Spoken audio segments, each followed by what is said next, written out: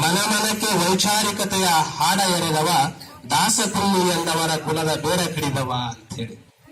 ಯಾವ ವ್ಯಕ್ತಿ ಒಂದು ದುರಂತ ಏನಂದ್ರೆ ಗುರುಗಳು ಹೇಳಿದಂಗೆ, ಯಾವ ವ್ಯಕ್ತಿ ಕುಲದ ನೆಲೆಯನ್ನ ಪ್ರಶ್ನೆ ಮಾಡಿದ್ರು, ಯಾವ ವ್ಯಕ್ತಿ ಕುಲದ ಬೆಲೆಯನ್ನ ಹರಿಲಿಕ್ಕೆ ಪ್ರಯತ್ನ ಮಾಡಿದ್ರು, ಇವತ್ತಂತ ಮಹಾತ್ಮರನ್ನ ನಾವು ಕೇವಲ ಒಂದು ಜಾತಿಗೆ, ಒಂದು ಜನಾಂಗಕ್ಕೆ ಶಿಕ್ಷಾರವನ್ನ ಅವರ ವ್ಯಕ್ತಿತ್ವಕ್ಕೆ ಮಾಡ್ತಾ ಇದೀವಿ ಅಂತಕ್ಕಂಥದ್ದು ಬಹಳ ನೋವಿನ ಸಂಗತಿ.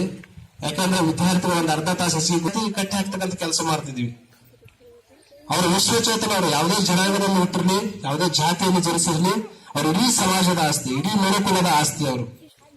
ನಾವು ಇವತ್ತು ಅಂಬೇಡ್ಕರ್ ಅವರನ್ನ ಒಂದು ಜಾತಿಗೆ, ವಾಲ್ಮೀಕಿಯನ್ನ ಒಂದು ಜಾತಿಗೆ, ಕನಕದಾಸರನ್ನ ಮತ್ತೊಂದು ಜಾತಿಗೆ,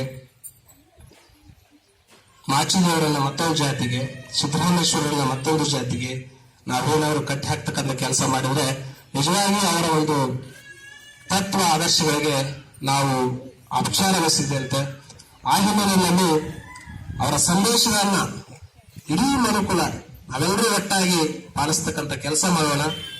ಹಾಗಾದಾಗ ಮಾತ್ರ ಒಂದು ಸಾರ್ಥಕತೆ ಬರಲಿಕ್ಕೆ ಸಾಧ್ಯ ಇದೆ ಅಂತ ಹೇಳ್ತಾ, ಇನ್ನು ಸಾಕಷ್ಟು ವಿಚಾರಗಳು ಮಾತನಾಡಲಿಕ್ಕೆ ನಮ್ಮ